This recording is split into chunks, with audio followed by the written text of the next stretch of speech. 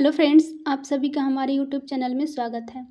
Friends, आज के इस वीडियो में हम लोग पढ़ेंगे 8th क्लास SCERT हिस्ट्री के चैप्टर नंबर 12 को।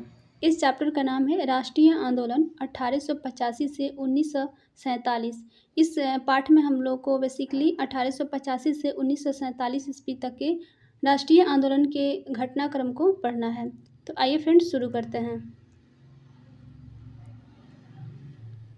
आपने पिछले अध्यायों में पढ़ा है कि भारत में अंग्रेजों का आगमन कैसे हुआ, उनके द्वारा जो प्रशासनिक व्यवस्था कायम की गई वह कैसे भारतीयों के लिए शोषणकारी सिद्ध हुई, उनके द्वारा कैसे अपना हित साधने के लिए भारत में सामाजिक, आर्थिक एवं शैक्षणिक सुधार का ताना बाना बुना गया, जिसने भारत की आत्मनिर्भर अर्थव्यवस्था को तो समाप्त किया, सामाजिक एवं धार्मिक सद्भाव को भी समाप्त कर दिया। साथ ही शोषणकारी एवं विभेदकारी नीतियों ने 1857 के विद्रोह को जन्म दिया।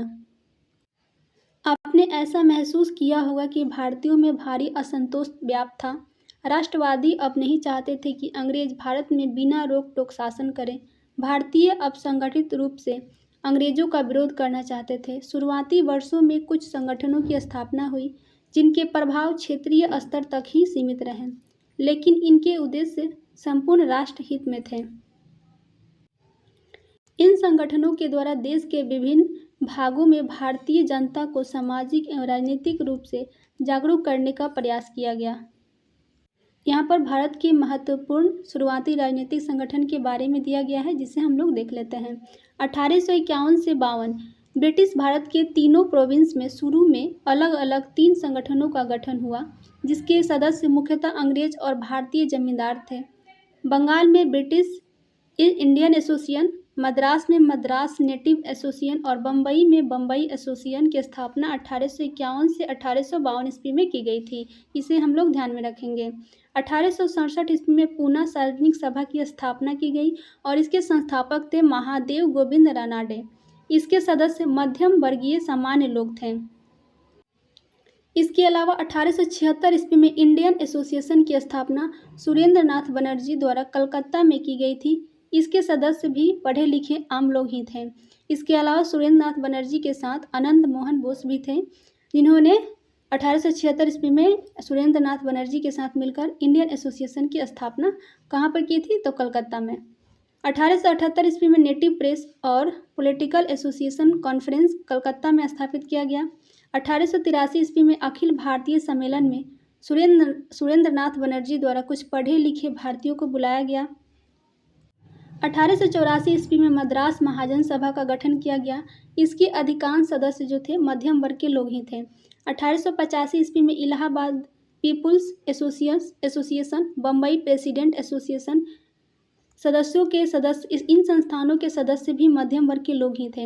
28 दिसंबर 1885 को आप सभी जानते हैं कि भारतीय राष्ट्रीय कांग्रेस की स्थापना बम्बई में की गई थी।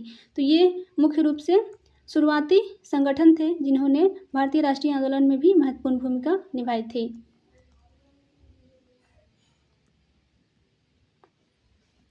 भारतीय राष्ट्रीय कांग्रेस, जिसकी स्थापना 28 दिसंबर 1885 ईस्वी की हुई थी, इसके बारे में हम लोग पढ़ेंगे। 1850 के बाद राजनीतिक संगठनों से जुड़े लोगों के मन में देश के प्रति एक सोच विकसित हुई। इन लोगों की नज़र में भारत में निवास करने वाले सभी वर्ग, धर्म, रंग, जाति, भाषा एवं लिंग समूह के लोग भारतीय हैं और भारत इन भारतीयों का घर है। यहाँ के संसाधन एवं व्यवस्था पर भारतीयों का हक होना चाहिए। जब तक अंग्रेज यहाँ से बाहर नहीं जाएंगे, भारत भारतीयों के लिए नहीं हो सकता है। इसी तरह अपने देश के प्रति लोगों में राष्ट्रीयता की भावना का विकास होने लगा और राष्ट्रवाद का जन्म हुआ। धीरे धीरे इन संगठनों की राष्ट्रवादी चेतना और गहरी होती गई।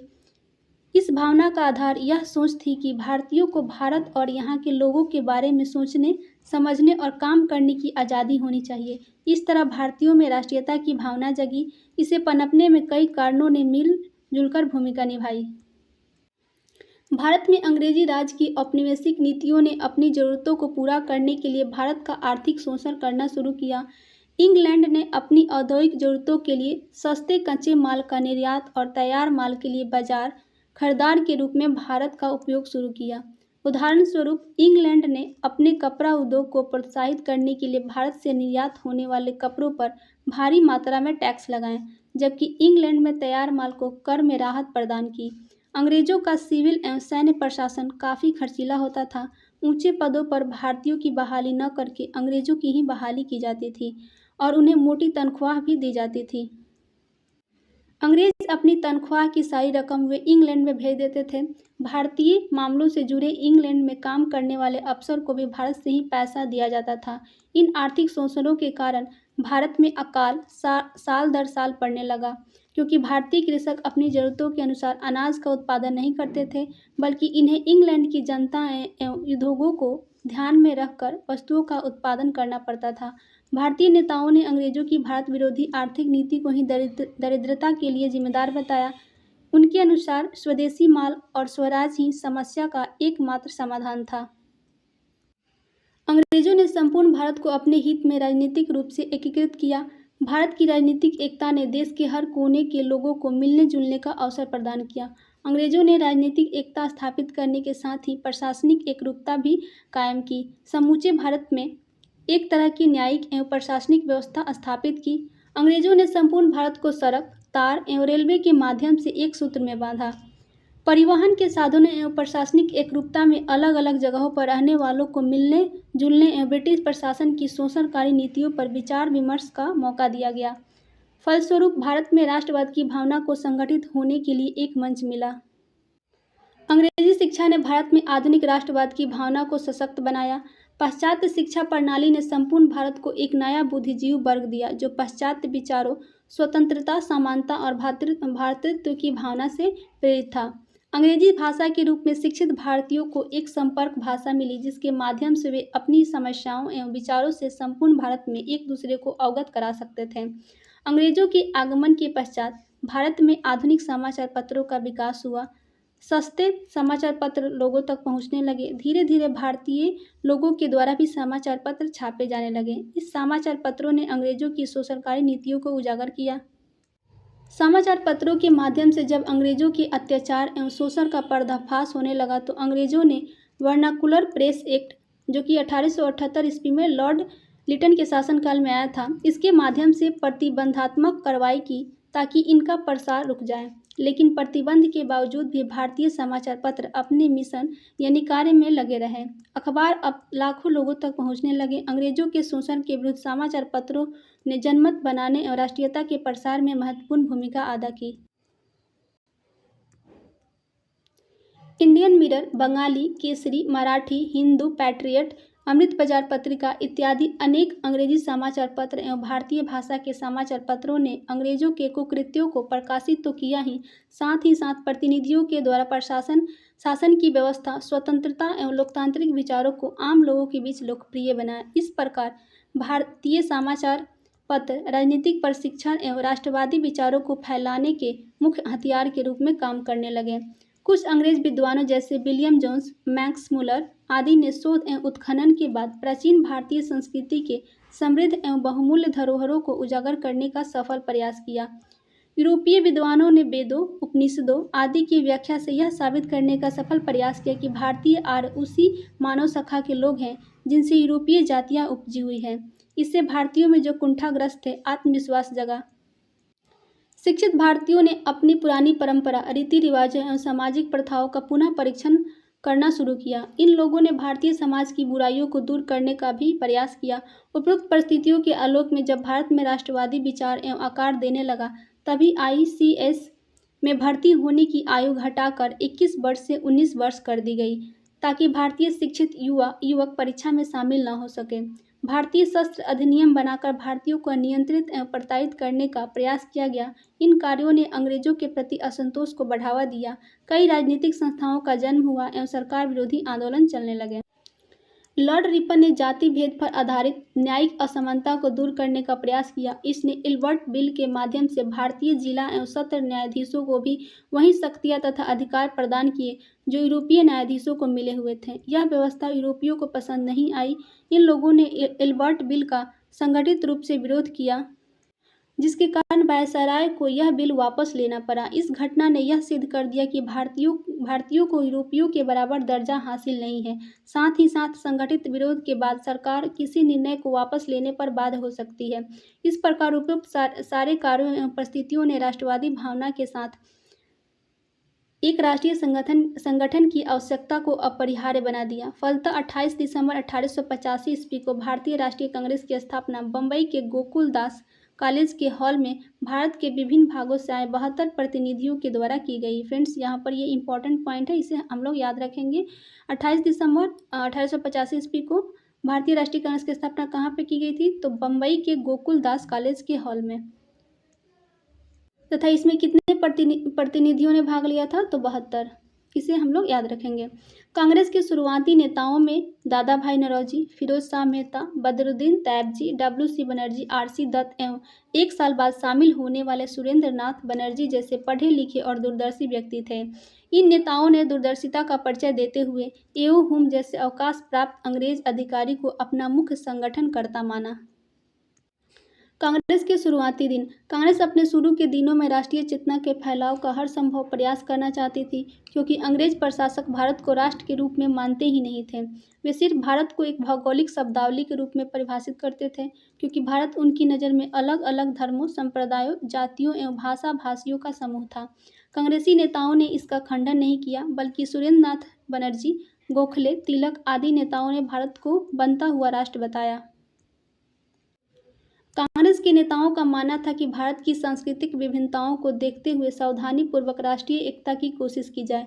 यह तय किया गया कि कांग्रेस का वार्षिक अधिवेशन बारी बारी से देश के विभिन्न हिस्सों में आयोजित किए जाएं और अध्यक्ष उस क्षेत्र का न हो जहां अधिवेशन हो रहा है।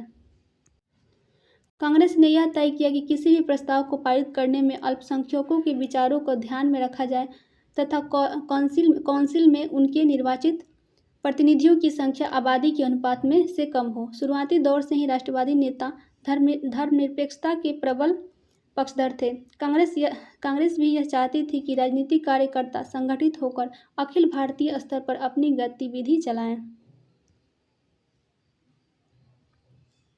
कांग्रेस में शुरुआती दिनों में बिहार के प्रतिनिधि। कांग्रेस की स्थापना के समय बिहार से कोई प्रतिनिधि तो शामिल नहीं था, लेकिन कलकत्ता के दूसरे अधिवेशन 1886 में कुल 16,000 रुपये खर्च हुए, जिनमें से 2,500 रुपये का सहयोग अकेले दरभंगा महाराज लक्ष्मेश्वर सिंह के द्वारा किया गया था। हथुआ एवं डुमराव महाराज ने भी सहयोग प्रदान किया। द्वितीय अधिवेशन में डेलीगेट के रूप में बिहार से शालिग्राम सिंह एवं विश्वेश्वर सिंह कुल्हरिया स्टेट, जिनके नाम पर ही बीएन कॉलेज है, शामिल हुए थे, एवं पूर्णेंदु नारायण सिन्हा एवं गजाधर प्रसाद, जो पेशे से वकील थे, गोपाल कृष्ण गोखले। जहां तक हो सके हमें ज़्यादा से ज़्यादा लोगों में राष्ट्रीय चेतना पैदा करनी चाहिए और इसे बढ़ावा देना चाहिए, ताकि धर्म, जाति और वर्ग की विभिन्नताओं को परे रखकर वे एकजुट हो सकें।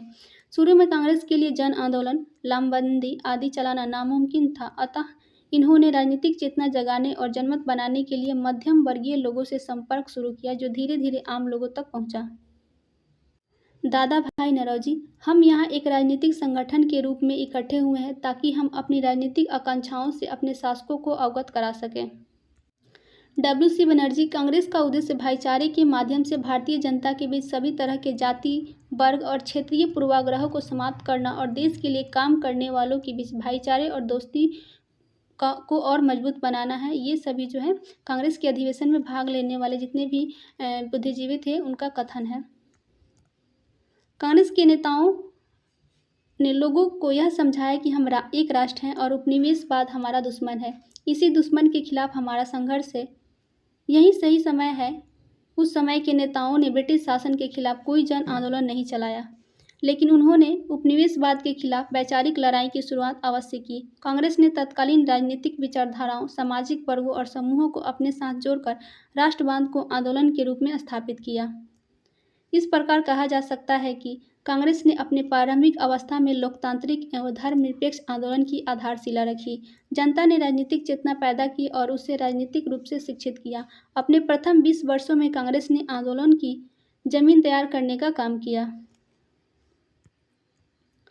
स्वराज की चाहत। 19वीं सदी के अंतिम दशक आते आते कांग्रेस के ही बहुत सारे नेता ब्रिटिश शासन विरोधी राजनीतिक तौर तरीकों से असहमत दिखने लगे थे। वे कांग्रेस की प्रार्थना और प्रतिवेदन की नीति के प्रबल विरोधी थे। इस तरह की विचारधारा का नेतृत्व बंगाल में बिपिन चंद्र पाल, पंजाब में लाला लाजपत राय तथा महाराष्ट्र में बाल गंगाधर तिलक के द्वारा किया जा रहा था।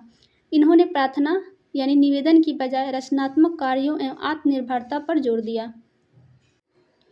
इन्हें अंग्रेजों की न्यायप्रियता एवं नेक इरादों पर कोई भरोसा नहीं था। वे संगठन को ताकतवर और संगठित बनाना चाहते थे ताकि स्वराज के लिए अंग्रेजों से लड़ा जा सके।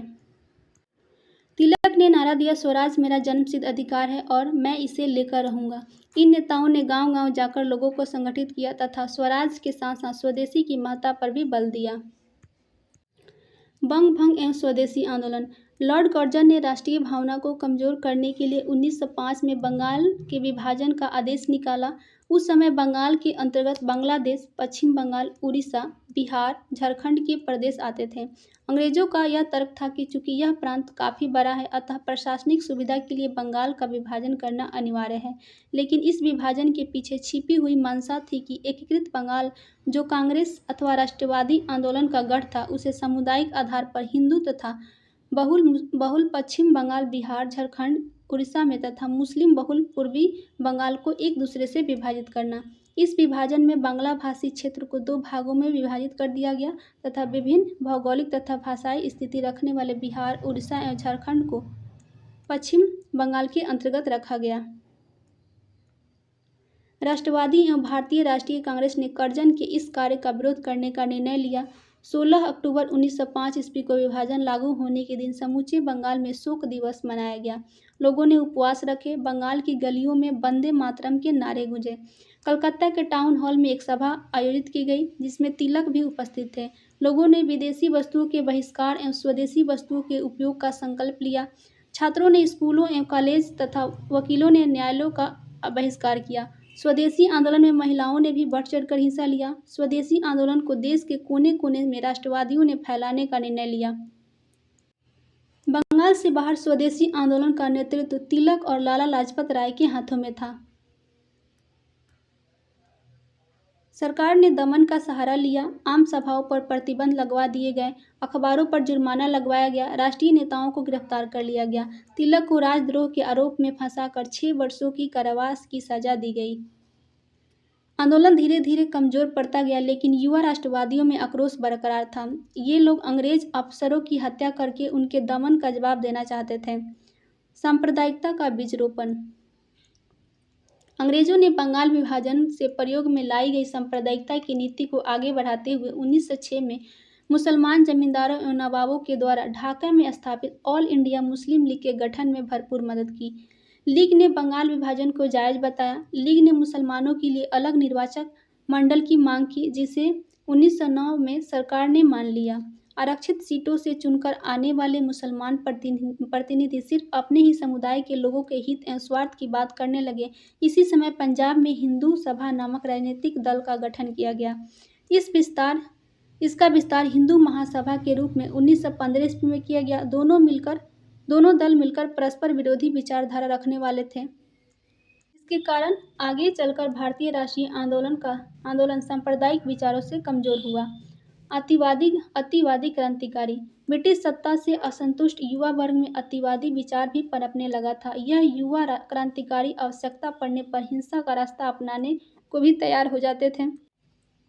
खुदीराम बोस राष्ट्रीय आंदोलन में बम की राजनीति का प्रारंभ करने वाले प्रथम क्रांतिकारी थे। इनके पहले अपने उद्देश्य की प्राप्ति के लिए क्रांतिकारियों द्वारा पिस्तौल का ही इस्तेमाल किया जाता था। खुदीराम बोस का मकसद आज़ादी के लिए संघर्ष करने वालों को यातना देने वाले अंग्रेज अधिकारियों को सबक सिखाना था। मुजफ्फरपुर के जिला न्यायाधीश D.H. किंग्सफोर्ड की हत्या की जिम्मेदारी इन्हें दी गई थी। इन्होंने गलती में किंग्सफोर्ड की जगह प्रिंगले कैनेडी की बग्घी पर 30 अप्रैल 1908 ईस्वी को बम फेंका। बग्घी में सवार कैनेडी की बेटी घटनास्थल पर ही मर गई और अस्पताल में कैनेडी की पत्नी ने भी दम तोड़ दिया। खुदीराम बोस रातों रात मीलों पैदल चलकर बैनी रेलवे स्टेशन पहुंचे। कुछ लोगों द्वारा इस घटना की चर्चा चल रही थी जिस पर खुदीराम बोस अचानक बोल पड़े, क्या किंग्सफोर्ड नहीं मरा? वहां के लोगों को इस पर शक हुआ और वे पकड़े गए।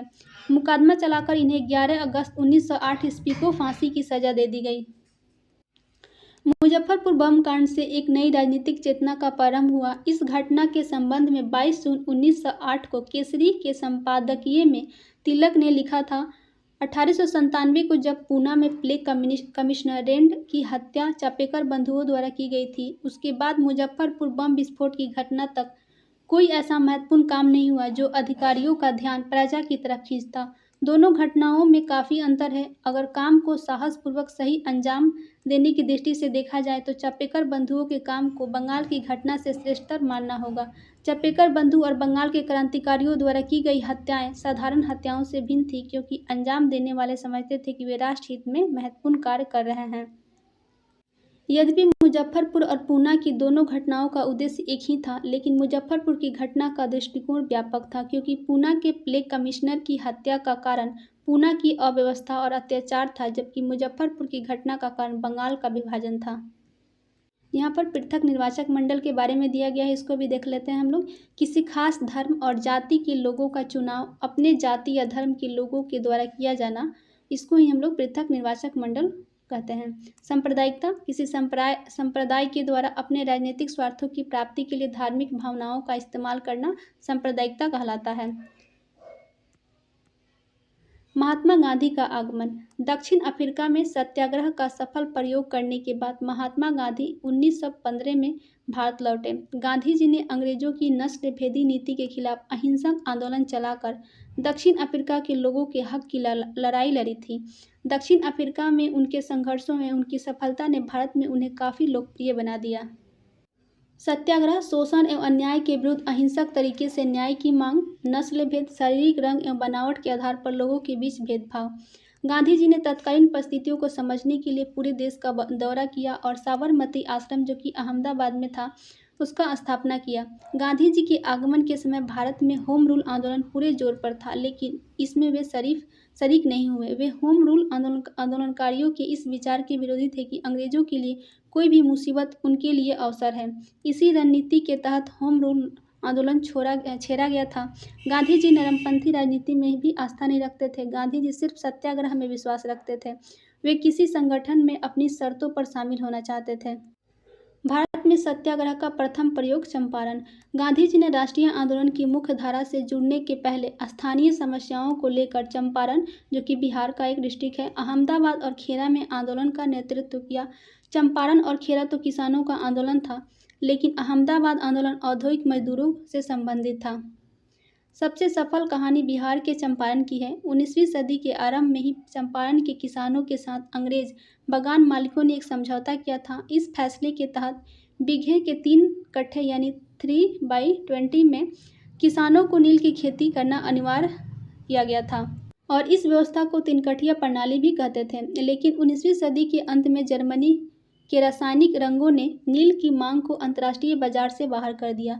किसान नील की मांग घट जाने के कारण खेती नहीं करना चाहते थे, लेकिन अंग्रेज बागान मालिकों ने समझौते से मुक्त करने के लिए कई तरह की अनुचित शर्तें रखी। किसानों के विरोध एवं तंगहाली के बावजूद अंग्रेज जमींदार किसानों को लूटते रहे। चंपारण के किसानों को जमींदारों के चंगुल से मुक्त कराने के लिए राजकुमार शुक्ल ने कांग्रेस के लखनऊ अधिवेशन में गांधी जी से चंपारण आने का आग्रह किया।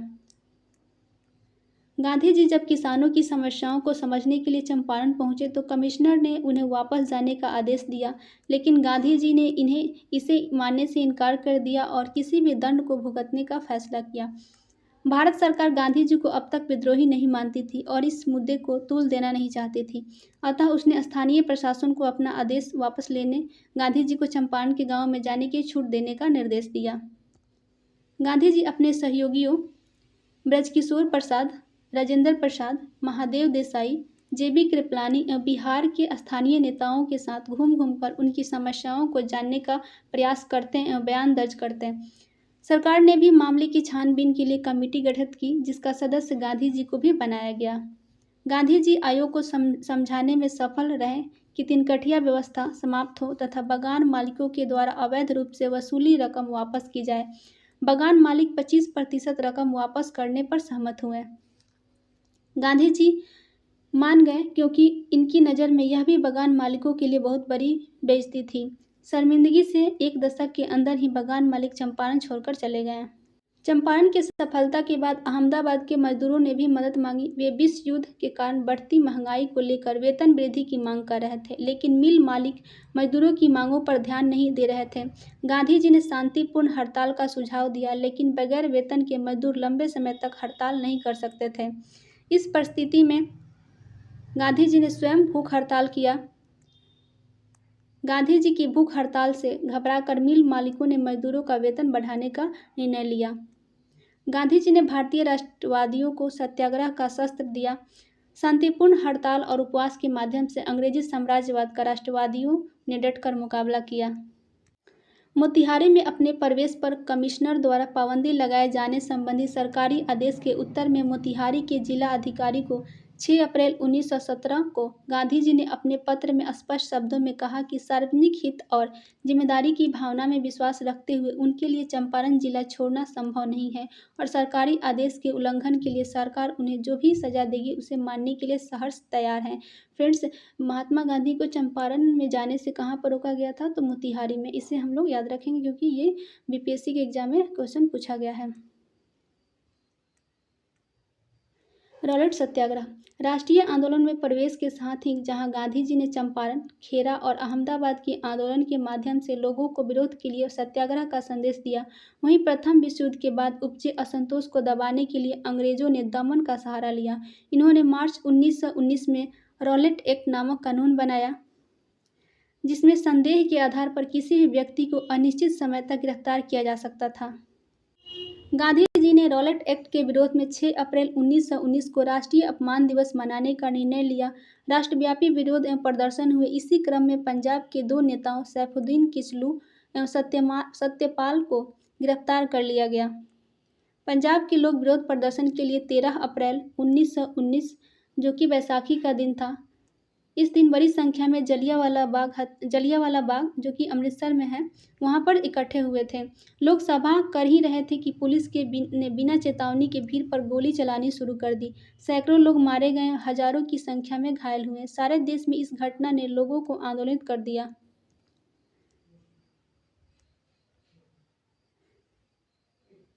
खिलाफत और असहयोग प्रथम विश्व युद्ध में पराजय के बाद तुर्की के खलीफा को पद से हटा दिया गया। दुनिया के अन्य हिस्सों के मुसलमानों की तरह भारतीय मुसलमान भी ऑटोमन साम्राज्य के पवित्र इस्लामिक स्थलों पर खलीफा का नियंत्रण ही देखना चाहते थे। भारतीय मुसलमानों ने मोहम्मद अली एवं शौकत अली के नेतृत्व में अंग्रेजों की वादा खिलाफी के विरुद्ध खिलाफत आंदोलन की शुरुआत की।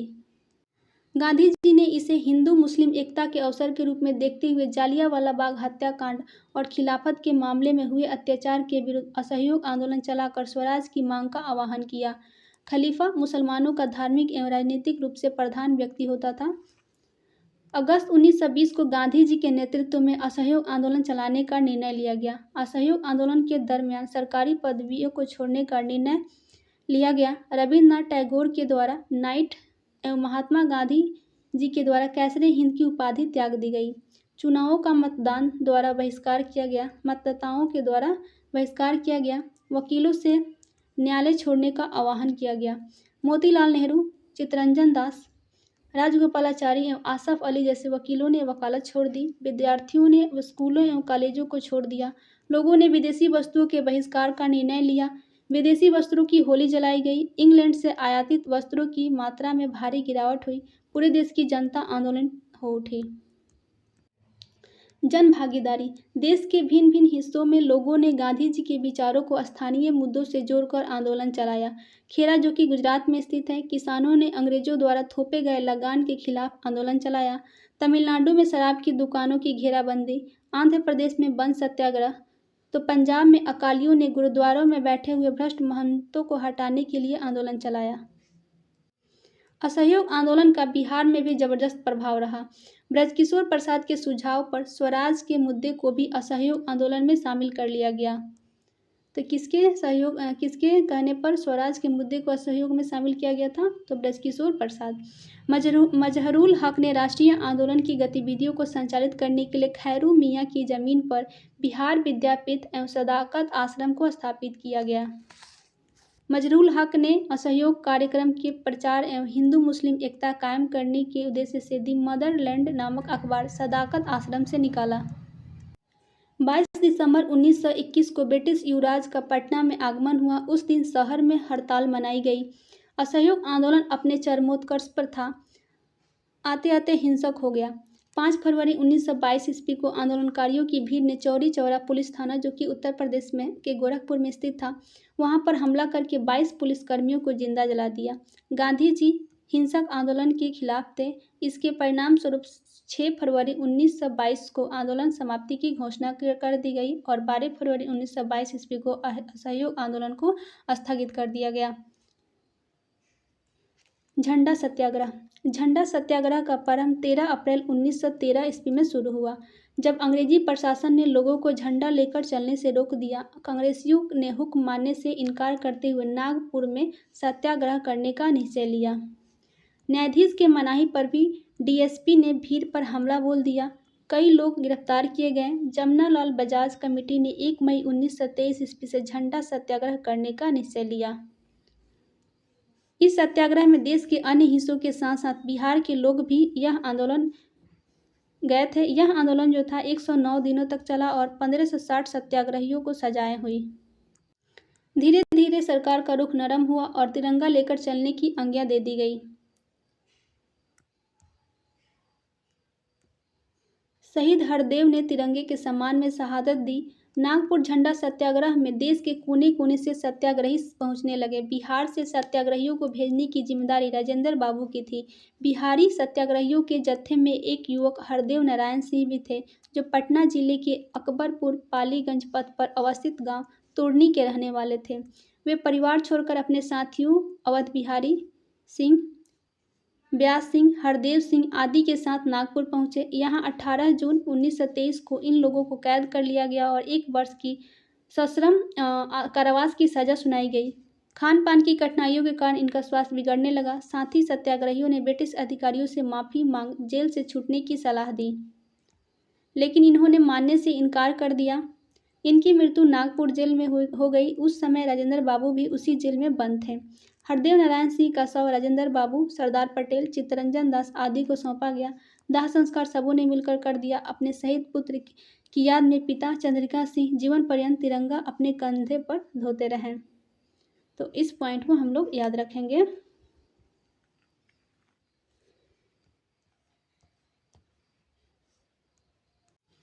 असहयोग आंदोलन की समाप्ति के बाद कांग्रेस का अधिवेशन गया में संपन्न हुआ। गांधी जी ने अपने अनुयायियों को सुदूर देहातों में रचनात्मक कार्य करने का संदेश दिया, जबकि चित्तरंजन दास और मोतीलाल नेहरू जैसे नेताओं ने पार्टी को परिषद के चुनाव में भाग लेने का पक्ष लिया। इसका तर्क था कि परिषद के माध्यम से सरकार की नीतियों को प्रभावित करना चाहिए। इसी बिंदु पर मतभेद के बाद चित्तरंजन दास एवं मोतीलाल नेहरू ने फरवरी 1923 ईस्वी में स्वराज दल का गठन किया। पटना में ही इसकी आरंभिक बैठक हुई, लेकिन बिहार में डॉक्टर राजेंद्र प्रसाद आदि के प्रभाव के कारण स्वराज दल असफल रहा। असहयोग आंदोलन के स्थगन के बाद जनता के बीच उपजी असंतोष की भावना का लाभ उठाने के उद्देश्य से भारतीय कम्युनिस्ट पार्टी एवं राष्ट्रीय स्वयंसेवक संघ का गठन हुआ। क्रमशः एक पार्टी सर्वहारा यानी जनसाधारण वर्ग की प्रतिनिधि थी, तो दूसरी खुद को हिंदूवादी और उग्र राष्ट्रवादी संगठन मानती थी। इसी दौरान सरदार भगत सिंह जैसे क्रांतिकारी राष्ट्रभक्तों ने हिंदुस्तान सोशलिस्ट रिपब्लिकन आर्मी का गठन किया। इसी दशक के अंतिम वर्ष में जवाहरलाल नेहरू की अध्यक्षता में पूर्ण स्वराज का भी प्रस्ताव पारित किया गया।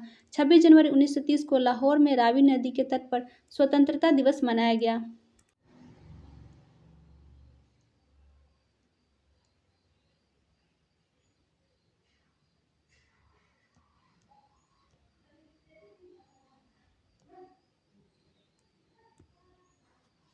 बैकुंठ शुक्ला का जन्म 1910 ईस्वी मुजफ्फरपुर, जिसे अब वैशाली के नाम से जाना जाता है, वहाँ के जलालपुर गांव में हुआ था। इन्होंने प्राथमिक शिक्षा अपने गांव में ही ग्रहण कर मथुरापुर गांव के लोअर प्राइमरी स्कूल के शिक्षक बने। इन्होंने 1930 के सविनय अवज्ञा आंदोलन में सक्रिय रूप से भाग लिया। इन्हें गिरफ्तार कर कैंप जेल में रखा गया था। 1931 ईस्वी में गांधी इरविन समझौते के बाद अन्य सत्याग्रहियों के साथ रिहा किए गए। बाद में हिंदुस्तान सोशलिस्ट रिपब्लिकन आर्मी के संपर्क में आकर क्रांतिकारी बन गए। फरींद्रनाथ घोष, जो बेतिया का निवासी था, जब दल विरोधी कार्य करने लगा तब इसकी हत्या के कार्यक्रम में इन्होंने सक्रिय योगदान दिया। फणींद्रनाथ घोष ने सरकार की तरफ से अनेकों राजनीतिक षड्यंत्रों में गवाही दिया। लाहौर षड्यंत्र कांड में भी वह मुखबिर था।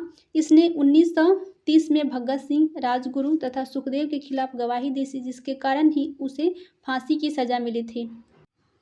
फणींद्रनाथ घोष पर हमला बैकुंठ शुक्ला तथा चंद्रमा सिंह के द्वारा 9 नवंबर 1932 ईस्वी को हुआ, जब वह मीना बाजार की अपनी दुकान के सामने बैठकर अपने दोस्त के साथ बातचीत कर रहा था। इस पर हमला धारदार हथियार से हुआ। घायल फणींद्रनाथ 17 नवंबर 1932 को मारा गया। भागते वक्त बैकुंठ शुक्ल का झोला छूट गया, जिसमें रखी धोती ने बैकुंठ शुक्ल तक पुलिस को पहुंचने में मदद की। बैकुंठ शुक्ल 6 जुलाई 1933 को सोनपुर हाजीपुर पुल के पास पुलिस दल के द्वारा गिरफ्तार किए गए।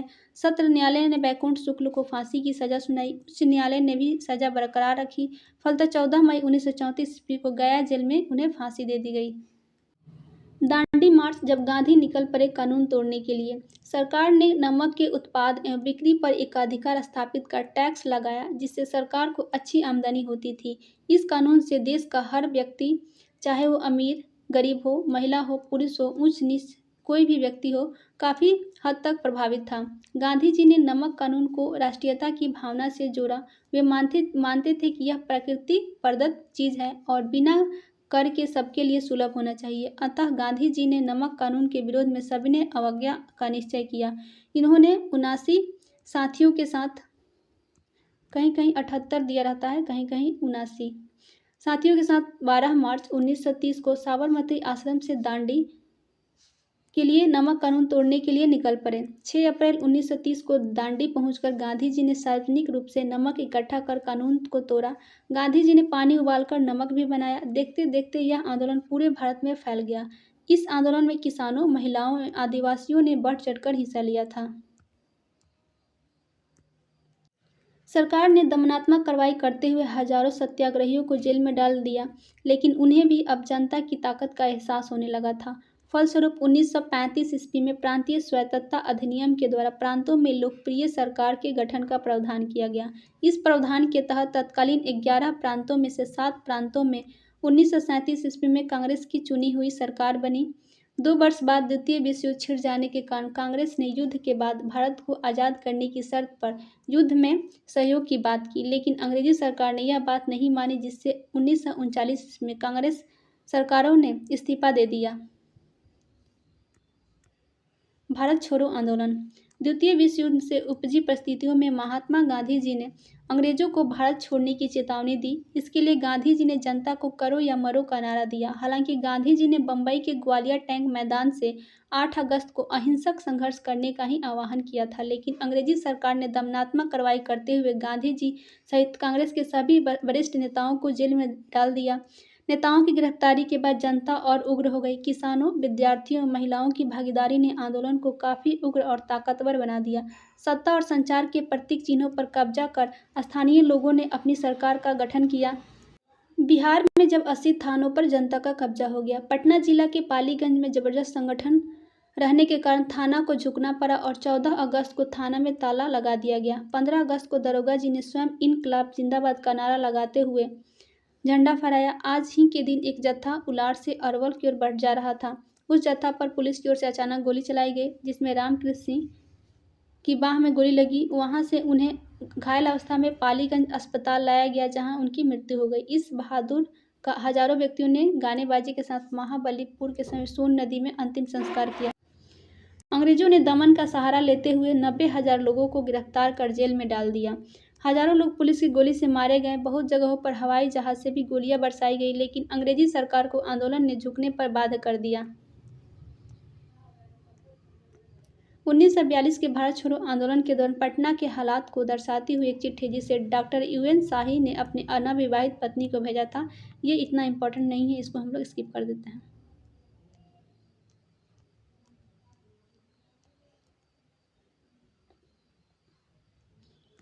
अब हम लोग यहाँ से पढ़ेंगे बिहार में भारत छोड़ो।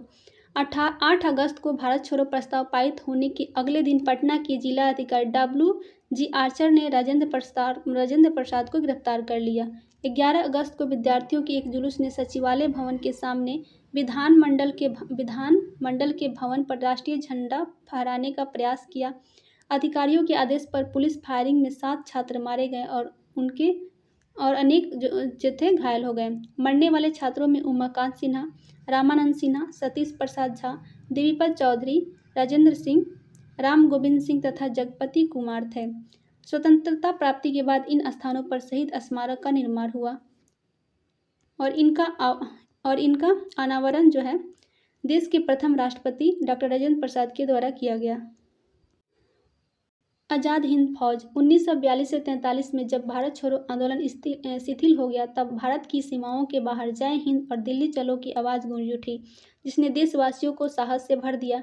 नेताजी सुभाष चंद्र बोस अंग्रेजों की आंखों में धूल झोंककर 1941 में अफगानिस्तान के रास्ते जर्मनी पहुंचे। वहां से जापान गए और जुलाई 1943 में आज़ाद हिंद फौज को फिर से संगठित किया। इसकी बागडोर संभालने के बाद अगस्त 1943 ईस्वी में नेताजी ने आज़ाद हिंद सरकार की स्थापना की। इनके नेतृत्व में आज़ाद हिंद फौज इम्फाल तक आ पहुंची तथा भारत की लगभग 250 वर्ग मील जमीन को आज़ाद करा लिया, लेकिन कई कारणों से इसे पीछे हटना पड़ा। हिरोशिमा और नागासाकी पर अणु बम गिराए जाने के बाद जापान के साथ साथ आज़ाद हिंद फौज को भी आत्मसमर्पण करना पड़ा। सेना के अफसरों को बंधक बनाकर उन पर मुकदमा चलाने का निश्चय किया गया। सबसे पहले 3 वरीय अफसर शहनवाज ढिल्लन और सहगल पर मुकदमा चलाया गया। इन अफसरों के बचाव में कांग्रेस आगे आई और देश के बड़े बड़े बैरिस्टरों, जिनमें भुल्ला भाई देसाई, डॉक्टर काटजू, डॉक्टर तेज बहादुर सप्रू और जवाहरलाल नेहरू शामिल थे, इन पर निःशुल्क मुकदमा लड़ा गया। पूरे देश में इन वीरों के समर्थन में प्रदर्शन किए गए, फिर भी जजों ने इन्हें दोषी ठहराते हुए मृत्युदंड की सजा दी। लेकिन अंग्रेजी सरकार को देश के वातावरण को देखते हुए इतनी हिम्मत नहीं हुई कि इन्हें फांसी दे सके। तीनों जनरल रिहा कर दिए गए। बाद में आज़ाद हिंद फौज के और लोग भी रिहा कर दिए गए। यहाँ पर आज़ाद हिंद फौज का राष्ट्रीय गीत था के बारे में दिया गया है। इससे क्वेश्चन एग्जाम में नहीं पूछे जाएंगे, इसको हम लोग स्किप कर देते हैं।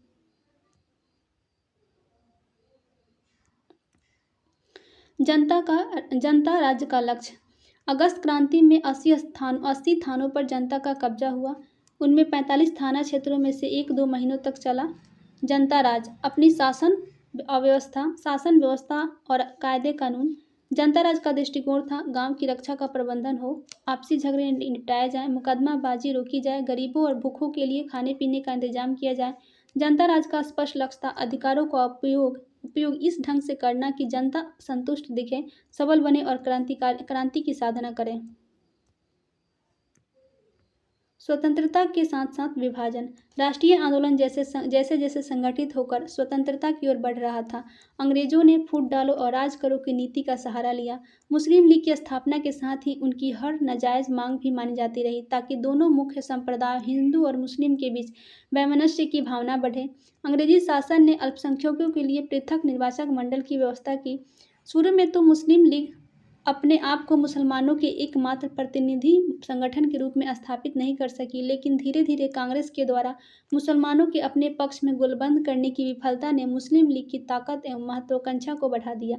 सांप्रदायिक मानसिकता वाले विक्षुब्ध और राष्ट्रीय आंदोलन की मुख्य धारा में अपनी जगह नहीं बनाने वाले नेता मुस्लिम लीग के साथ जुड़ने लगे। अब लीग खुद को मुसलमानों की एकमात्र संस्था के रूप में मान्यता चाहती थी, लेकिन यह कांग्रेस को मंजूर नहीं था, क्योंकि अब भी कांग्रेस के बहुत बड़े बड़े नेता मुसलमान थे। लीग ने 1930 के दशक में ही 2 राष्ट्रों का सिद्धांत स्वीकार कर लिया था। इसने 1940 ईस्वी में मुस्लिम बहुल पश्चिमोत्तर और पूर्वी क्षेत्रों में मुसलमानों के लिए स्वतंत्र राज्य की मांग की। 1946 के प्रांतीय चुनाव में पृथक निर्वाचन क्षेत्र में लीग की बेजोड़ सफलता ने पाकिस्तान की मांग के प्रति इसे और मुखर कर दिया। सरकार ने पाकिस्तान की मांग और भारत की स्वतंत्रता के संबंध में अध्ययन करने के लिए 3 सदस्यीय कैबिनेट मिशन भारत भेजा। कैबिनेट मिशन ने मुस्लिम बहुल क्षेत्र को कुछ स्वायत्तता प्रदान करते हुए ढीले ढाले महासंघ के रूप में अविभाजित भारत का सुझाव दिया। कैबिनेट मिशन के कुछ सुझावों पर लीग और कांग्रेस को आपत्ति थी। इन परिस्थितियों में अब देश का विभाजन नहीं टाला जा सकता था। मुस्लिम लीग ने पाकिस्तान की मांग का समर्थन में जनता से प्रत्यक्ष कार्रवाई दिवस 16 अगस्त 1946 को मनाने का आह्वान किया। इसी दिन कलकत्ता में सांप्रदायिकता हिंसा भड़क उठी। इसने तेजी से अधिकांश भारत को अपने चपेट में ले लिया और लाखों लोग मारे गए, करोड़ों लोग शरणार्थी हो गए। ब्रिटिश सरकार कैबिनेट मिशन की असफलता के बाद परिस्थिति को देखते हुए भारत को विभाजित करने का मन बना चुकी थी। यह अंग्रेजों की फूट डालो की नीति की प्रकाष्ठा थी। अपने इसी उद्देश्य की पूर्ति हेतु सरकार ने लॉर्ड माउंटबेटन को भारत भेजा। माउंटबेटन ने भारतीय स्वतंत्रता अधिनियम 1947 के प्रावधानों के अनुसार भारत को विभाजित करते हुए 14 अगस्त 1947 ईस्वी को पाकिस्तान एवं 15 अगस्त 1947 ईस्वी को भारत को स्वतंत्र कर दिया। हमारे राष्ट्रीय नेताओं को इसे स्वीकार करना पड़ा।